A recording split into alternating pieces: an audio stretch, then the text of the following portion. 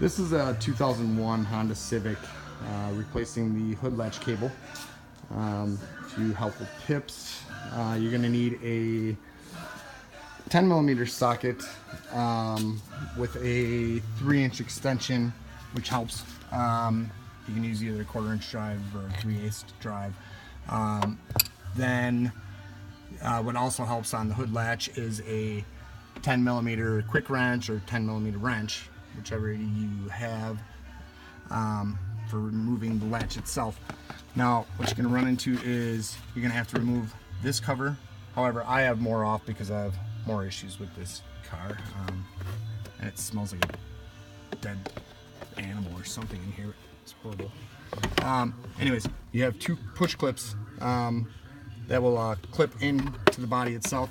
So what you're going to want to do is, when this is in place, take and pull out, and then you can bring it back.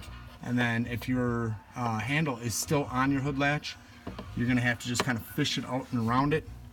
This one was broken off already, so no worries there. Underneath that, you will find that your cable, this one's the broken off one, is attached by 2 10mm bolts.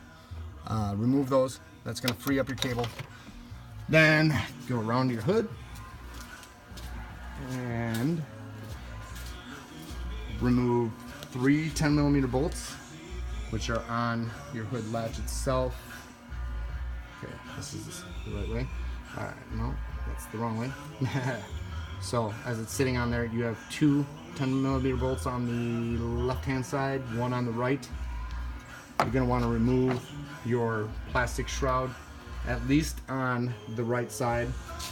They have these push clips.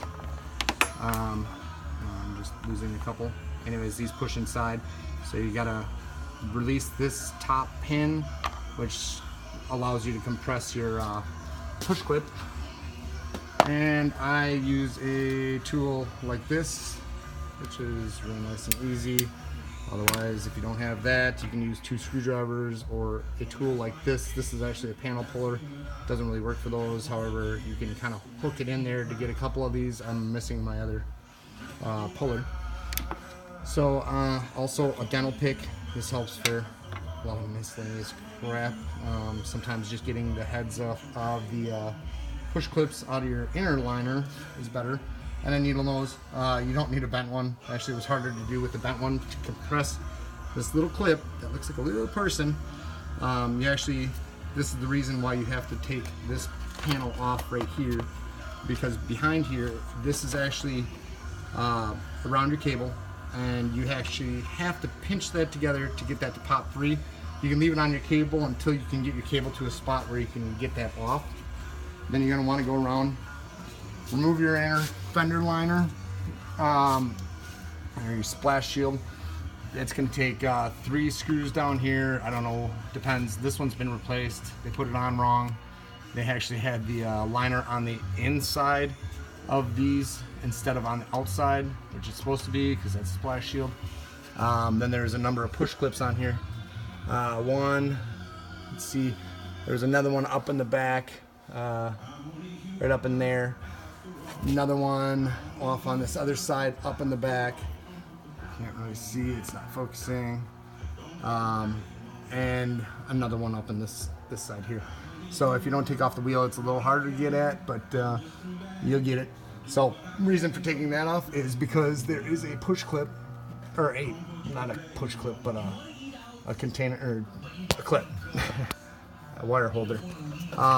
So right there, what I did was I actually took a razor blade, cut the top of it off so that you could spread it apart.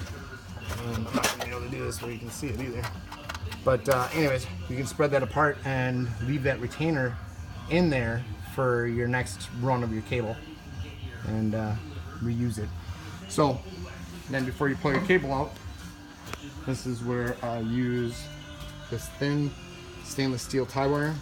And I use the thinner stuff because actually it'll make the bends that it needs to go route all the way through behind the panel, blah blah blah. So remove your cable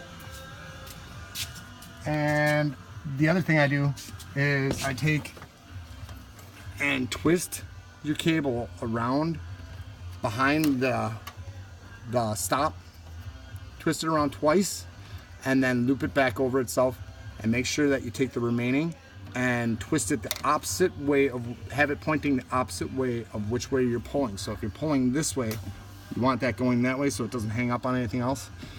And if you pull your carpet pad, your sound deadening carpet pad away, you'll be able to see the hole where that comes in and goes out. Then what you can do is take your new cable, attach it to this wire, same way, and pull it back through, make your connection. Another thing is, I guess that'll save you some time,